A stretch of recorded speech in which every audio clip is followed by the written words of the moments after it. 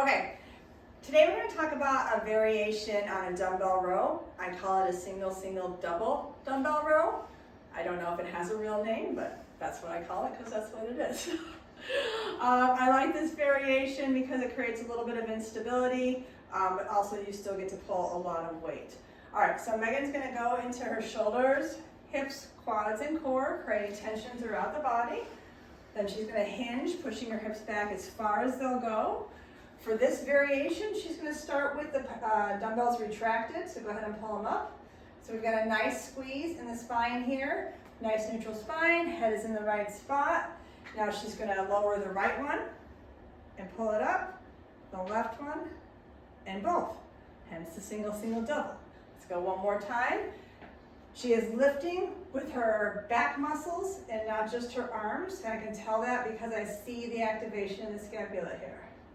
Go one more. Let's go ahead and put them down. Okay, so, oh, okay, good. I'll put it down. That's fine, that's fine.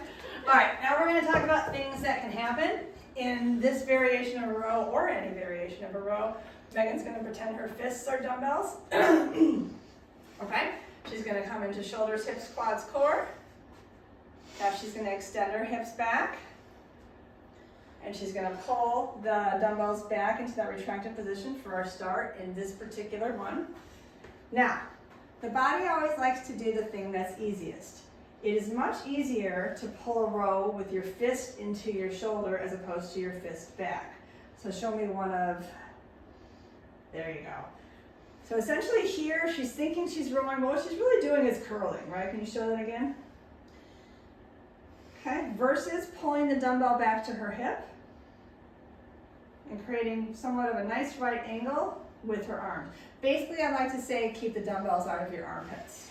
Okay, stand up for a second, give yourself a break. All right, next we're going to talk about shoulder position. So go ahead and come into your hinge after shoulders, hips, quads, core. Okay. Her shoulders are pulled back and down.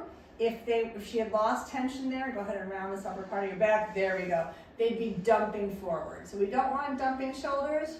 We want shoulders that are pulled back and down. Good. Now stand up. Have to take breaks. Holding those positions is tough. All right, next thing we're going to talk about is the pelvis position. In all moves, you want to make sure you have a neutral spine and no unwanted rotation. What no unwanted rotation means is nothing should be moving that you're not intentionally trying to move.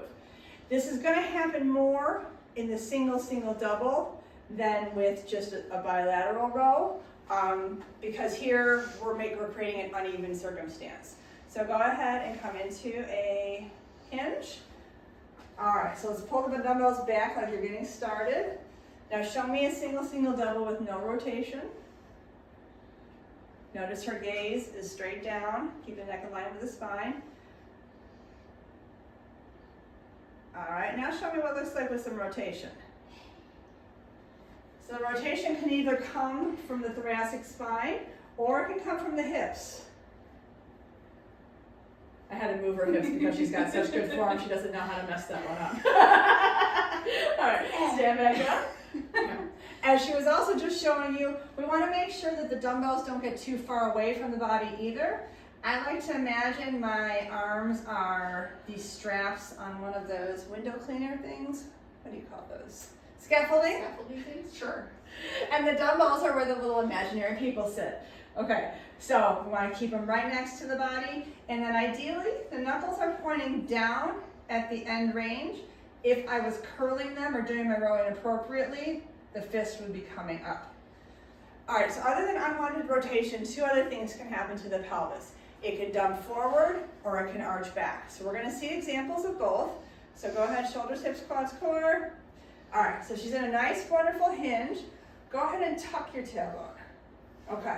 Again, she has a hard time doing this because her form is so great. I'm going to exaggerate it for you. This is a pelvis dump, okay? Normally when you dump the pelvis like that, another thing that will happen is the knees will come forward. So all of a sudden you'll be like, hey, the knees are in the way of my row. If your knees are in the way, you're not in a hinge.